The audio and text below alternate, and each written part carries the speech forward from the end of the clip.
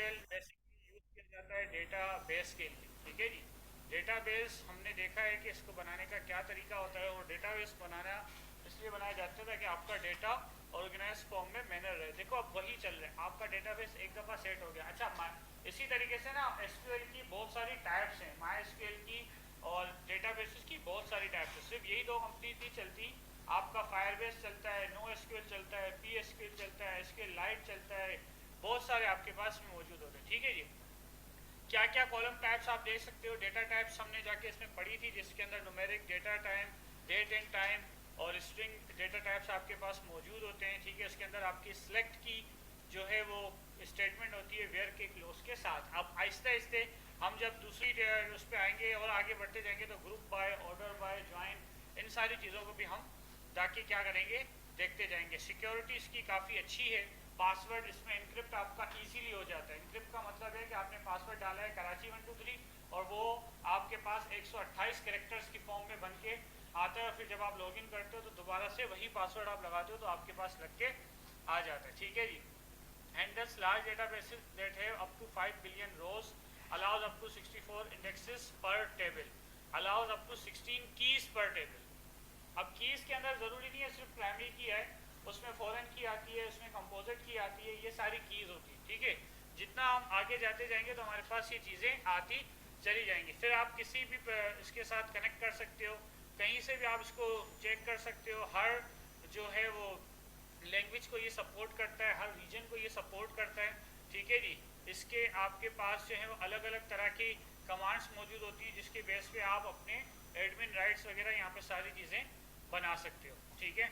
उसके बाद आपके पास कुछ एडवांटेजेस हैं। अब RDBMS मैंने आपको पहले ही बताया था कि रिलेशनल डेटाबेस मैनेजमेंट सिस्टम होता है, जो मैंने आपको लास्ट क्लास में असाइनमेंट भी दिया था। अच्छा, रिलायबल है, ईज़ ऑफ यूज़ है। ईज़ ऑफ यूज़ का मतलब है कि वो आपके पास फ्लेक्सिबल है, किसी भी जहाँ से आप इसको कनेक्ट कर सकते हो। क्रॉस प्लेटफॉर्म सपोर्ट करता है, किसी भी ऑपरेटिंग सिस्टम पे चलाओ, इसमें आप व्यूज़ बना सकते हो, स्टोर्ड प्रोसीजर और ट्रिगर, ठीक है जी। अभी तक हमने ये चीज़ें पढ़ी नहीं है तो इसको मैं आपको डिटेल में जाके पढ़ाऊंगा, इस पर पूरा पूरा चैप्टर आपके पास मौजूद होता है, ठीक है। उसके बाद यहाँ पे दूसरी एसक्यूएल की टाइप्स मौजूद है, जिसका नाम है आपके पास पोस्टग्रेसक्यूएल एसक्यूएल, माई एसक्यूएल, ठीक है जी। ये सारे आपके पास क्या होते हैं, फीचर्स होते हैं एसक्यूएल के, ठीक है। फिर PHP आपकी जो लैंग्वेज है वो माई एसक्यूएल के साथ हमेशा से जुड़ी हुई होती है, जिसका फ़ायदा ये होता है कि PHP के साथ माई एसक्यूएल ज़्यादातर यूज़ किया जाता है। ये ऐसे समझ लो कि दो जुड़वा भाई हैं जो बिछड़ चुके थे और वापस मिल गए, तो ये वजह है कि PHP के साथ काम करना। तो इसी तरीके से आप जो है वो अलग अलग तरह के क्या बना सकते हो, वेबसाइट्स और प्लेटफॉर्म जाके बनाते हो इसी के ऊपर। और सबसे बड़ा आपका जो फेसबुक बना हुआ है वो भी किसकी बेस पे बना हुआ है, MySQL और PHP के साथ ही जाके बना हुआ है, ठीक है जी। देखो, ओपन सोर्स टेक्नोलॉजी का ना एक फ़ायदा होता है, PHP पे आपने वेबसाइट बनाई ना, कोई फीचर PHP पे नहीं है, जावास्क्रिप्ट में है। जैसे अलर्ट है, प्रॉम्प्ट है, वो जावास्क्रिप्ट में खुलते हैं ना, तो आप वहाँ पे उसको यूज़ कर सकते हो, ठीक है। ये आपके सारे फीचर्स हैं जो यहाँ पे आके क्या होते हैं, यूज़ की जाते हैं। फिर आपके कुछ लाइसेंस हैं, कौन कौन से लाइसेंस है, आपका जनरल पब्लिक लाइसेंस GPL, ये चीज़ आपके मॉड्यूलर में काफ़ी आती है। और कमर्शियल लाइसेंस, कमर्शियल लाइसेंस वो लोग खरीदते हैं जो ज़्यादा बड़ी ह्यूज डेटाबेस और पेड इसके फीचर्स की तरफ जाते हैं। इसके फ्री फीचर्स ही इतने हैं कि हमें पेड की तरफ जाने की ज़रूरत नहीं पड़ती। फिर भी अगर कोई बहुत बड़ी चीज़ की तरफ जाता है तो उसके लिए ये यूज़ कर सकते हैं, ठीक है। ये आपका एक छोटा सा इंट्रोडक्शन था। फिर इंस्टॉल करने का तरीका क्या है भाई, अब देखो इंस्टॉलेशन हमारे पास जो है वो यहाँ पे अलग अलग ऑपरेटिंग सिस्टम में बताएगा, ठीक है जी। और ये चीज़ आपके पास पेपर में आती है, लिनक्स और यूनिक्स पे कैसे इंस्टॉल होता है, ठीक है जी। और यहाँ पे कौन कौन सी डायरेक्टरीज है, ठीक है। ये फॉर डायरेक्टरी है और ये उसकी डेफिनेशन है, डिस्क्रिप्शन यहाँ पे मौजूद है, ठीक है जी। तो ये चीज़ें आपको जाके इसमें देखनी पड़ेंगी। उसके बाद आपके पास वेरियस डिस्ट्रीब्यूशन है MySQL के, आप MySQL को अलग अलग तरीक़ों पे अलग अलग ऑपरेटिंग सिस्टम पे क्या कर सकते हो, इंस्टॉल कर सकते हो। ये सारे वो ऑपरेटिंग सिस्टम है जो कि MySQL को जाके क्या करते हैं, सपोर्ट करते हैं, और इन पे आप इंस्टॉल कर सकते हो। विंडोज़ पे कैसे इंस्टॉल होता है, ठीक है। तो ये सब टिपिकल इंस्टॉलेशन से बेहतर है हम क्या चला लेते हैं, वैम्प या XAMPP सर्वर, ठीक है जी। उससे हमें ये फ़ायदा हो जाता है कि हम इजीली इस पर काम कर सकते हो। आप लोग चाहो तो MySQL उसकी वेबसाइट से डाउनलोड करके भी इंस्टॉल करके भी चला सकते हो, ठीक है। ये पूरा सेशन आपको बताएगा कि इसमें SQL में क्या क्या आपके पास चीज़ें यहाँ पे मौजूद है, ठीक है जी। अच्छा, फिर आपको यहाँ पे कमांड्स बता रहा है कि कौन कौन सी कुछ कमांड्स यहाँ पे मौजूद हैं। जैसे कि यहाँ पे आपके पास कमांड है शो डेटाबेसेस की। अब देखो वेब सर्वर के ऊपर जब आप MySQL को ओपन करते हो ना, लोकल होस्ट कॉलन 2124 करके,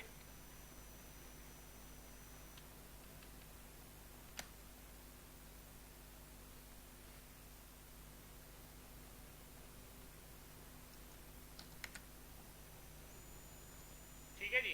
तो अब यहाँ पे इतना इजी हमारे लिए बना के रख दिया है कि हम इन कमांड्स को यूज़ नहीं करते, लेकिन जब भी आप ये कमांड्स चलाते हो, जैसे यहाँ पे आपके पास कमांड है शो डेटाबेसेस, ठीक है जी। अब देखो शो डेटाबेस और शो डेटाबेसेस में फ़र्क है। तो हमारे पास जो कमांड है वो क्या है, शो डेटाबेसेस। फ़र्क इसमें ये है कि भाई आपके पास जो एक कमांड होती है डेटाबेस, वो एक नहीं शो करती, ठीक है। तो ये कुछ कमांड्स हैं जो आपके पेपर में लाजमी आती हैं, ठीक है। इसलिए मैं आज आपको क्या करवा रहा हूँ, बुक का रिव्यू करवा रहा हूँ ताकि आपके पास पता हो। उसके बाद रेड हैट पे कैसे इंस्टॉल किया जाता है। अब चूंकि हमारे पास इतनी इंस्टॉलेशन की ज़रूरत होती नहीं है, बट आपकी बुक में एक चीज़ मौजूद है, जब एक चीज़ मौजूद होगी तो हमें वो पढ़नी पड़ेगी, ठीक है जी। तो रेड हैट पे कैसे इंस्टॉल किया जाता है और क्या क्या चीज़ें आपकी रेड हैट पे जाके क्या होती हैं, मिलती हैं, ठीक है जी। ये आपके पास रेड हैट की कमांड्स हैं जो कि यहाँ पे जाके मौजूद है। लेकिन मैं आपको रिकमेंड ये करूँगा कि आप बुक को फॉलो करो ज़्यादातर, क्योंकि बुक में जो आपकी जो बुक है ना वो थोड़ी सी मॉडिफाइड है, यानी उसको थोड़ा सा श्रिंक किया गया है, थोड़ी सी जो फालतू चीज़ें थी ना वो हटा दी। ये एक फ़ायदा है कि जब आपके कोर्स में है ही विंडोज़, तो फिर आप जो है वो रेड हैट और लिनक्स और मैक पे क्यों जाओगे, ठीक है जी। तो आप बुक को ज़्यादा फॉलो करो बनिस्बत के इन सारी चीज़ों को, ठीक है जी। होपफुली कि मेरे पास बुक भी मौजूद हो, एडोब डिजिटल एडिशन।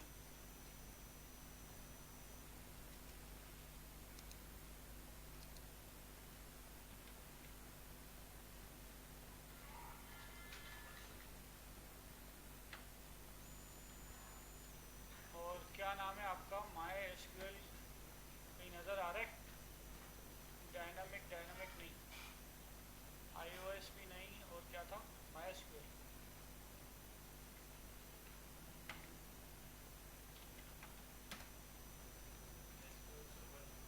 वो पुराना, वो माइक्रोसॉफ्ट का है, वो नहीं। MySQL हमने खोली थी लास्ट टाइम, यहाँ पे नहीं होगी, वो यहाँ पे होगी।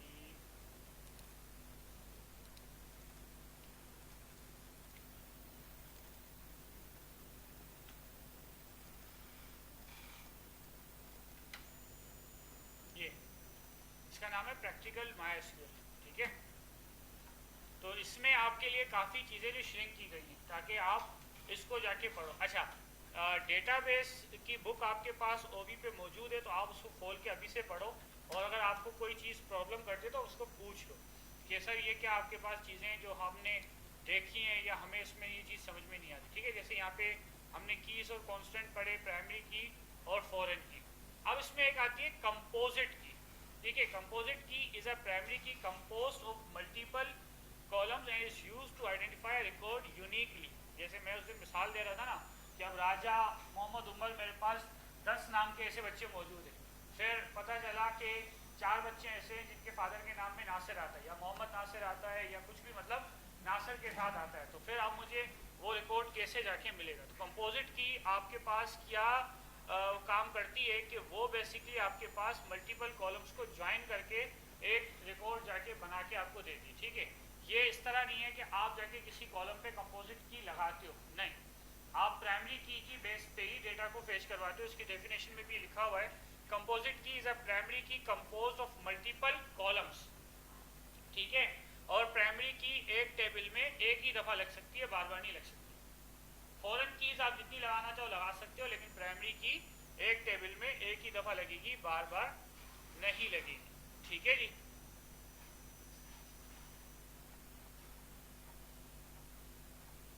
फिर इंस्टॉलेशन देखो यहाँ पे दिखा रहा है आपको, और ये आपको पूरी प्रॉपर इंस्टॉलेशन दे रहा है, यानी कि आपकी बुक थोड़ी सी मॉडिफाइड और अच्छी बुक है, पिछली बुक से काफ़ी अच्छी है।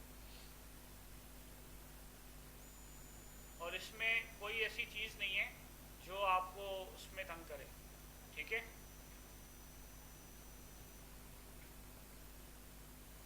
अब ये जो स्टेप्स बता रहे हैं ना, देखो ये स्टेप्स आपके लिए पढ़ना लाजमी है, ठीक है जी। लेकिन ये स्टेप्स आपके पास जो है वो हम करते नहीं है, क्योंकि हमारे पास वैम्प और जैम जाके मौजूद होते हैं। लेकिन अक्सर इंटरव्यू में ये चीज़ें हमसे पूछी जाती हैं, ठीक है जी। तो ये आपके पास देखो कुछ कमांड्स मौजूद हैं, ठीक है, और उन कमांड्स की आपके पास डेफिनेशन भी मौजूद है कि आप किस किस कमांड को यूज़ कर सकते हो। जैसे शो डेटा बेसिस, फिर शो टेबल्स। अब शो टेबल्स की अगर मैं कमांड चलाने के लिए जाऊँगा ना, तो शो टेबल पे वो मुझे यहाँ पे क्या देगा, एरर देगा। क्यों एरर दे रहा है? क्योंकि वो बोल रहा है भाई तुम किसी डेटाबेस को पहले सिलेक्ट करो और अब जाके लिखो शो टेबल,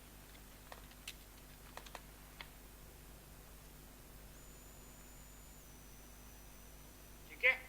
तो ये आपके पास कुछ कमांड्स ऐसी होती हैं। अच्छा, इन कमांड्स का हमारे पास कोई यूज़ नहीं होता।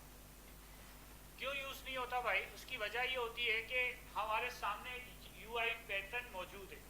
कोई पुराने ज़माने का अगर आपको अंकल मिल गया, ठीक है जी, जैसे कल मुझे मिला कि मुझे जो चीज़ चाहिए थी वो कहीं नहीं मिल रही थी, एक हार्डवेयर का पार्ट था, ठीक है, वॉशिंग मशीन का, वो कहीं नहीं मिल रहा था। एक बूढ़े अंकल के पास छोटी सी दुकान में वो मुझे मिल गया। तो ऐसे कोई लोग होते हैं जो पुराने ज़माने के सॉफ्टवेयर हाउस खोल के बैठे हुए होते हैं, जो छोटी छोटी एप्लीकेशन पे काम कर रहे होते हैं, और वो भी पुरानी टेक्नोलॉजी, और उनके कंप्यूटर्स भी कोर टू ड्यू हैं और विंडोज़ एक्सपी वाले, उससे बड़े अब तक नहीं है, वो उस पर भी डेवलपमेंट करते हैं, ठीक है जी। मैं खुद जब एक क्लाइंट के पास गया था, ये आपका क्या है, डीजे कॉलेज के सामने क्या लगता है गवर्नमेंट का इदारा, सिंध सेक्रेटरीट, उसके सामने उसी गली में एक उनका ऑफिस था। तो उनके पास विंडोज़ 98 वाला कंप्यूटर भी पड़ा हुआ था। आपने शायद विंडोज़ 98 देखा हो या यूज़ किया हो, मुझे नहीं पता। मैंने Windows 98, Windows Millennium Edition, Windows 2000 ये सारे यूज़ किए हैं।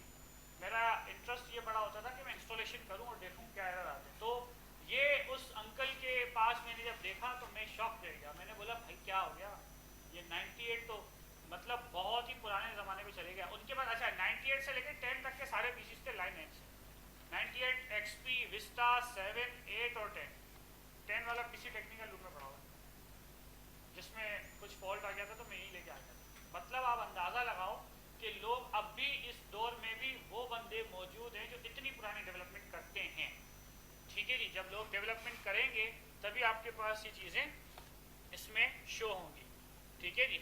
अच्छा, तो आपके पास यहाँ पर सारी चीज़ें जाके क्या होती हैं, मिलती हैं। अब ये रहा आपका MySQL वर्कबेंच, ठीक है। MySQL शायद यहाँ पे इंस्टॉल्ड हो, ये रहा,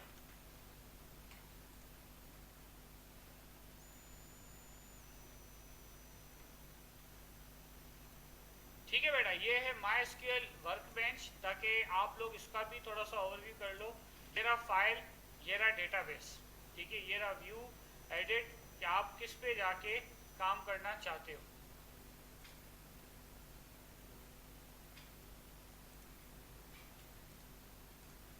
ठीक है। अब न्यू मॉडल पे मैंने क्लिक किया तो मॉडल इज कॉल्ड डेटाबेस। क्या कहलाता है वो? डेटाबेस कहलाता है, ठीक है जी। तो न्यू मॉडल पे आपने यहाँ पे जाके क्लिक किया। अब इसका व्यू बिल्कुल ही चेंज है। आपको कुछ नज़र आ रहा है इसके व्यू में? कुछ समझ भी आपको नहीं आएगा इसके पास, क्यों?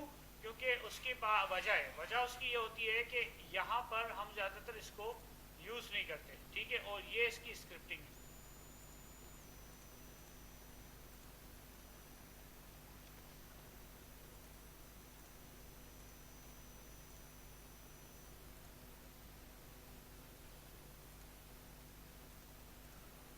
ठीक है, तो इस तरीके से आप जाके क्या करते हो, इस पे जाके काम करते हो। अब ये आपको थोड़ा सा डिफ़िकल्ट भी लगता है, ठीक है। हम इस पे काम इसी वजह से नहीं करते ताकि आपको जो है वो समझ में आ सके कि भाई काम आपके पास किस तरीके से जाके होता है, ठीक है जी।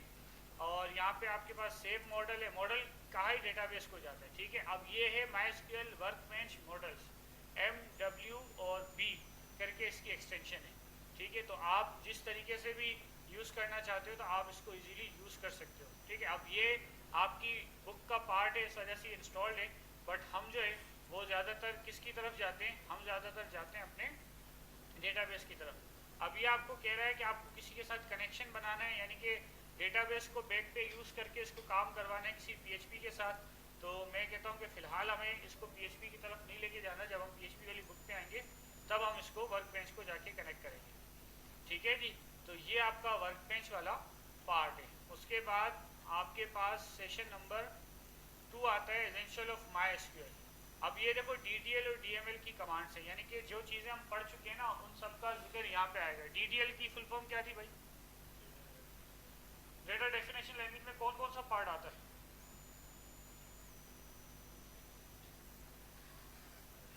ये तो लिखवाया हुआ है और क्लासरूम पे भी दिया हुआ है। ये किस पे लगते हैं?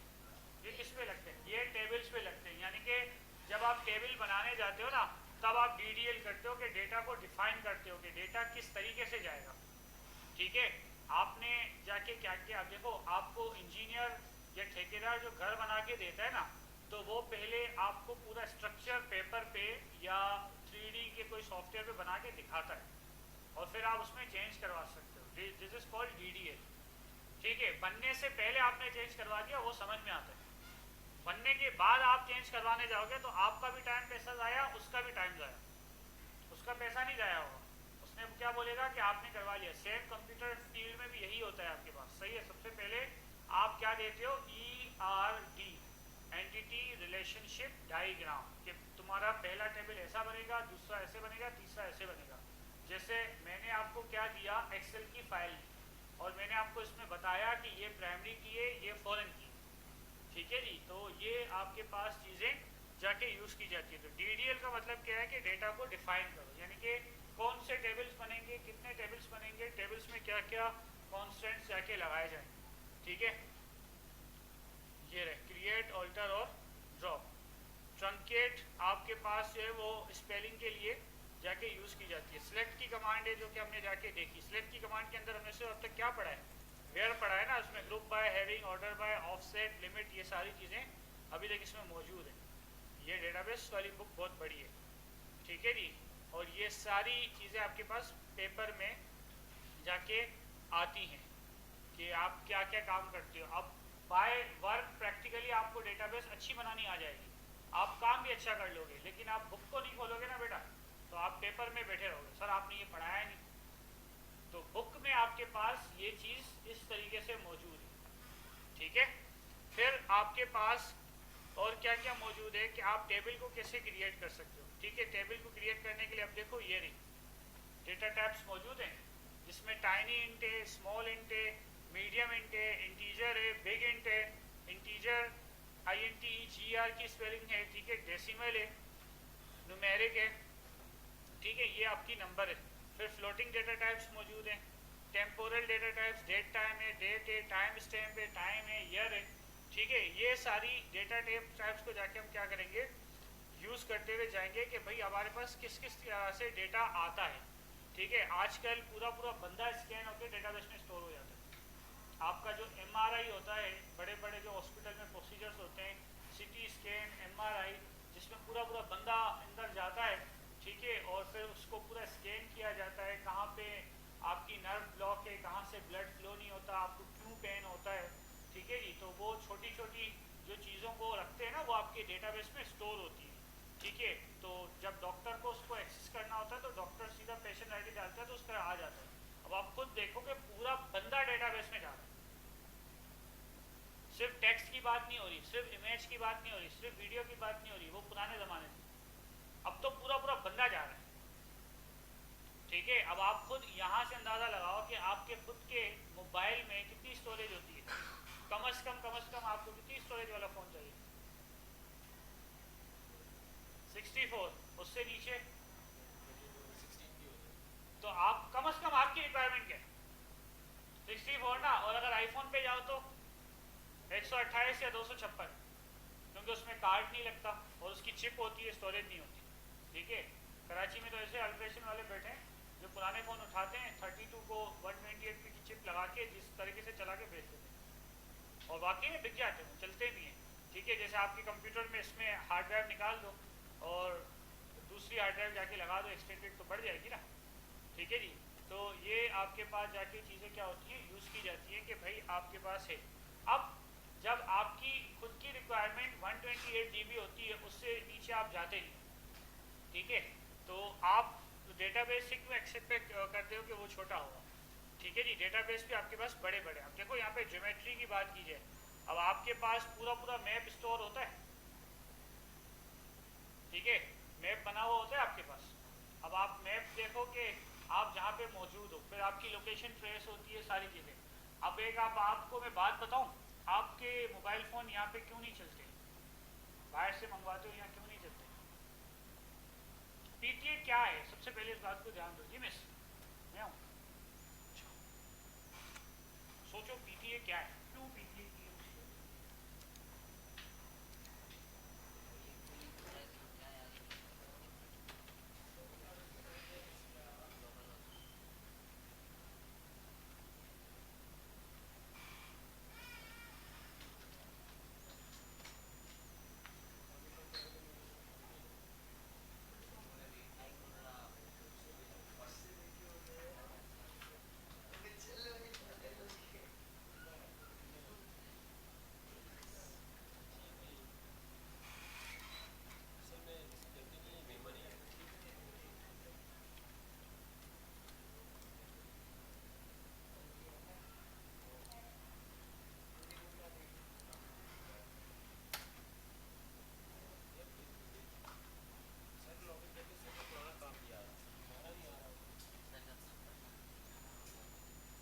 तो भाई पीटीए वाली क्या कहानी है ऐसी?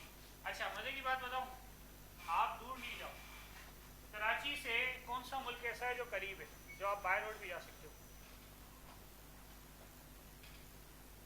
नारायण कागान कोई गया आज तक? चाइना बॉर्डर गए हो? चाइना बॉर्डर पे पीटीए की कोई मसला नहीं है, पीटीए वाला फोन चलता है, नॉन पीटीए वाला भी फोन लेके जाओ चलेगा। चमन गए हो कभी, कोयटा चमन? नहीं गए हो कभी? वहाँ से अगर आप थोड़ा क्रॉस करते हो ना, आप ईरान में दाखिल हो जाते हो, ठीक है, वहाँ पे पीटीए नीट का कोई मसला नहीं है। सिर्फ आपका ये रेडियस है पाकिस्तान का, इन्होंने क्या किया हुआ है कि जो फ़ोन यहाँ पर आता है और ऑन होता है ना, रेडियस उसका IMEI गेट करता है और उनकी डेटाबेस में जाके स्टोर करता है, ठीक है। अगर डेटाबेस में मौजूद होगा तो ऑलरेडी एग्जिस्ट, अगर डेटाबेस में मौजूद नहीं होगा तो वो जाके क्या करेगा, उसको ऐड कर देगा। जब वो ऐड होगा तो ऑटोमेटिकली वहाँ से क्वेरी चलेगी कि ये डिसेबल है, यानी इसमें सिम ना चले। अच्छा सिम कौन सी ना चले? पाकिस्तान, बाहर की सिम लगा लो चल जाए, ठीक है। इसीलिए आपकी सिम कंपनी वालों ने ये डिसीजन लिया है और यूफोन वाले कर चुके हैं कि हम ई सिम बनाएंगे। ई सिम समझते हो, जो आईफोन ने दिया है, इलेक्ट्रॉनिक सिम, आईफोन और गूगल पिक्सल्स के फ़ोन में ही आ चुका है, जिसमें ई सिम लगती है। ई सिम का फ़ायदा ये होता है कि वो फिजिकल सिम नहीं होती, बिल्ट इन होती है, वो रजिस्टर्ड होती है, बस आपको उसका नंबर मिलता है, सही है। अब वो ई सिम की एक कहानी क्या है कि उसके ऊपर चिप नहीं होगी ना, तो पीटीए उसको ट्रैक नहीं करेगा। आपकी जो सिम की जो चिप कार्ड है ना, उसके 6 पार्ट्स होते हैं, उसमें आपकी ट्रैकिंग लोकेशन, जीपीएस लोकेशन सब जा रही होती है पीटीए के पास। तो उन्होंने ये डिसीजन लिया है, लेकिन वो करने नहीं दे रहे कि भाई अगर इस तरह भी हुआ तो लोग ई सिम पे आ जाएंगे, ई सिम वाले फ़ोन ले लेंगे, और वैसे ही मैन्युफैक्चरिंग जो है वो पाकिस्तान में हो रही है, तो कितना टाइम लगेगा फ़ोन अपग्रेड करने में, ठीक है। यही आपके पास सारी कहानी जाके ये लोग चलते हैं। तो पीटीए ने ये किया हुआ है कि ये रेडियस बना के रखे, ठीक है। आप यहाँ से ईरान चले जाओ, आपके सारे फ़ोन एक्टिव, आप यहाँ से यूएई चले जाओ, वहाँ पे सारे फ़ोन एक्टिव, ठीक है। यहाँ से नॉन पीटीए के फ़ोन खरीद के वहाँ बेच दो, वहाँ तो उनको कोई फ़र्क ही नहीं पड़ रहा, ठीक है। तो ये जस्ट टैक्स के लिए ना, अब देखो ना, अब उन्होंने एक पूरी डेटाबेस बना के रखी है और वो डेटाबेस ऑटो वर्क करती है, लेकिन वो कैसे वर्क करती है? आपके पाकिस्तान का रेडियस है, एक डिवाइस लगी हुई है, उसका काम क्या है कि फ़ोन डिटेक्ट करना, उसका IMEI उठाना और अपनी डेटाबेस में डालना। मज़े की बात बताऊँ, सैमसंग के अब फ़ोन में ना रैंडम IMEI आता है, रैंडम मैक एड्रेस आता है, बट उस पर हमें प्रॉब्लम होती है।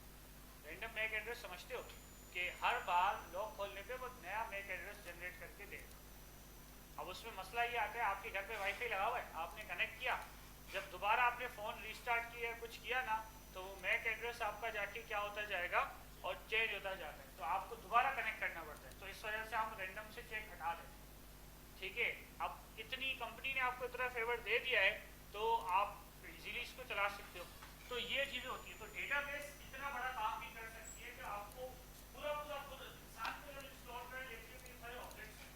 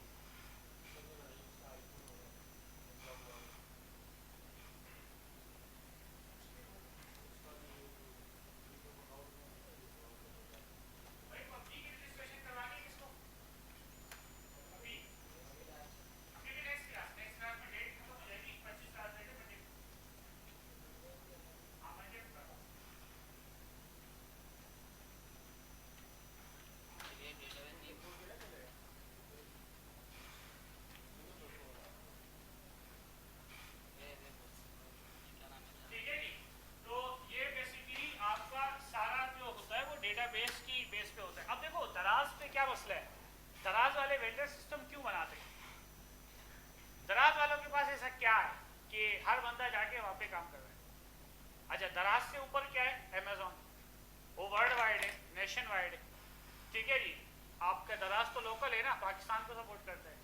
अमेजोन तो नेशन वाइड यूज हो रहा है, यानी कि उस पर तो ये सिस्टम है कि पाकिस्तान के कितने लड़के जो है वो उस पर काम कर रहे हैं, ठीक है। इंशाल्लाह अगले 15 दिन के अंदर आपका एपटेक भी अमेजोन का कोर्स लॉन्च कर देगा, जिसमें वीए है और आपका एफबी है, बट आपके लिए नहीं है, वो दूसरे बच्चों के लिए, ठीक है जी। तो ये सारी आपके पास चीज़ें जाके क्या होती है, यूज़ होती हैं। अब आपका पूरा पूरा मैप, पूरी पूरी जियो लोकेशन, ये सब कुछ, ठीक है। अब जैसे जहाज़ क्रैश होता है ना, कभी ये सोचा है कि जहाज़ आसमान में उड़ रहा है? ऐसी क्या डिवाइस होती है कि अब वो पाकिस्तान से निकल गया यूएसए के लिए, ठीक है। डायरेक्ट अगर जहाज पाकिस्तान से यूएसए जाएगा ना, पहली बात है तो वो जाएगा नहीं, 12 घंटे वो चलेगा नहीं, उसको स्टे कराएंगे ताकि इंजन थोड़ा सा ठंडा हो, स्टाफ को थोड़ा सा रिलैक्सेशन मिले, ठीक है। फिर दोबारा से वो उड़ेगा। अब पाकिस्तान के अंदर रहते हुए जहाज यहाँ से यूएई गया 2 घंटे के अंदर, यूएई के बाद वो वहाँ से उड़ना उसने शुरू किया और वो जाके यूके गया, यूके के बाद वो यूएसए गया। उनके रेडार में सब कुछ आ रहा होता है, ठीक है। अच्छा, यूएई में तो मैंने खुद ने देखा है, वहाँ पे तो जहाज आसमान में यूँ खड़े होते हैं, रेडार ही नहीं मिलता जो नीचे उतरे। कराची टू दुबई सिर्फ 1.5 घंटे का रास्ता है, यानी Karachi to Lahore by air जाओगे ना तो 1.5 से पहुँचोगे, दुबई पहले पहुँचोगे। कभी मैप खोल के देखो ना, तो कराची टू लाहौर या Karachi to Islamabad by road आपके 2 से 2.25 घंटे ले लेता है, लेकिन कराची टू दुबई आपका 1.5 घंटे का सफर है, ठीक है। अब वहाँ पर बाकायदगी से, मतलब एक तो ऐसी लोकेशन बनी हुई ना, आपको अगर देखना है ना, समंदर है और यहाँ पर आपके जो है वो है पार्क बना हुआ है। अच्छा, उस पार्क में एक सेंसर लाइट है। सेंसर लाइट का मतलब पता है क्या है? आप वहाँ से गुजरो, एक नॉर्मल बंदा गुजरेगा ना, उसको पता नहीं चलेगा, लाइट ऑन हो जाएगी, ऑफ हो जाएगी। लोग समझते हैं यार ये लाइटें ऐसी लगेगी, वो लाइटें नहीं लगेगी। वो क्या करती हैं, हर नए बंदे को या जो भी बंदा वहाँ से गुजर रहा है उसको वहाँ पे स्कैन कर देंगे कि क्या इसके पास कोई असला तो नहीं है, और वो डेटाबेस में जा रहा है। और बेवकूफ़ वहाँ के जो लोग पता है क्या बोलते हैं, लाइट इतनी अच्छी, देखो अभी ऑन हो गया, अभी ऑफ होगी। अबे भाई वो ऑन ऑफ, अच्छा 3 से 4 बार वहाँ से गुजरो ना, वो लाइट ऑफ हो जाती है, फिर ऑन नहीं होगी, क्योंकि उसको पता है अभी खेलने के लिए आ रहा है। तो वहाँ पर एक लोकेशन ऐसी बनी हुई है कि आप वहाँ पे खड़े हो जाओ ना, तो आपको जहाज़ ऐसी नजर आएंगी जैसे आपके प्लेनेट खड़े हैं, ठीक है। 3-4 जहाज़ें आपके आसमान पर खड़ी होती हैं, उनको रनवे नहीं मिलता कि वो नीचे उतरे, क्योंकि एक जहाज अगर नीचे उतर रहा होगा, पीछे से दूसरा जहाज आ गया ना, पता चला आगे वाले जहाज की स्पीड स्लो थी और पीछे वाले जहाज की स्पीड तेज, तो दोनों जाके क्रैश हो जाए। तो वहाँ पे आपका ये सिस्टम चलता है, ठीक है। अब वो रेडार में ना देख रहे होते हैं पाकिस्तान वाले, तो शुरू हो जाते हैं कि भाई हमारे जहाज को रेडार क्यों नहीं मिल रहा, क्यों आप जो है वो जगह नहीं दे रहे कि उसको उतरने के लिए। तब 15 मिनट से वो आसमान पे खड़ा हुआ है, तो बोलेंगे ठीक है हम उतार रहे हैं। तो वहाँ पे ये सिस्टम है। सेम गोज फॉर हज, जब हज का सीज़न होता है ना, तो वहाँ के एयरपोर्ट पे भी यूँ जहाज जो है ना वो खड़े होते हैं, जैसे मछलियाँ पानी में होती है ना, तो जहाज 3-4 आसमान में लटक रहे होते हैं। तो ये आपके जो है वो सिस्टम्स होते हैं, ठीक है। अभी रिसेंटली इंडिया के एक जहाज़ ने कराची में लैंडिंग की थी, जिस पे काफ़ी इशू बना था, और वहाँ की पूरी आवाम को उतारा गया था, दूसरे जहाज़ में शिफ्ट किया गया था, उनका सामान चेक हुआ था, सब कुछ हुआ था, फिर जाकर उनको भेजा गया। एयर इंडिया करके जहाज़ था, उसकी इमरजेंसी लैंडिंग हुई थी, तो उनको जाके इन्होंने ऐड किया था, ठीक है जी। तो ये रहा आपका टेबल बनाने का क्या क्या तरीका है, किस किस तरीक़ों से चीज़ों से आप टेबल यहाँ पे क्या करते हो, अपने क्रिएट करते हो, ठीक है जी। टेबल को ऑल्टर करना, उसमें फ़ॉरन की ऐड करना, ये आपके पास यहाँ पे सारी चीज़ें जाके क्या है मौजूद हैं। ये 2 सेशन घर से आप क्या करके आओगे, पढ़ के आओगे, इसके MCQ सॉल्व करके आओगे, ठीक है, ठीक है। अब उसके बाद working with data in my scale, ये वाला सेशन 3 भी हम ऑलमोस्ट कर ही चुके हैं, ठीक है जी। तो ये वाला सेशन भी हमारे पास जो है वो कर चुके हैं, लेकिन इसको हम नेक्स्ट क्लास में जाके देखेंगे, ठीक है। अब बेटा बारी आती है कि आप